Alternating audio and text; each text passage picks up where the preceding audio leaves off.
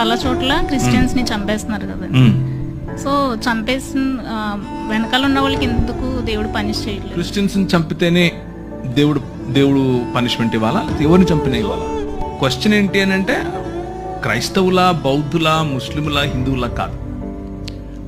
ఒక మనిషిని అన్యాయంగా చంపడం, అన్యాయం జరిగిన చోట దేవుడు ఎందుకు ఏం చేయట్లేదు కదా, అంతేనా?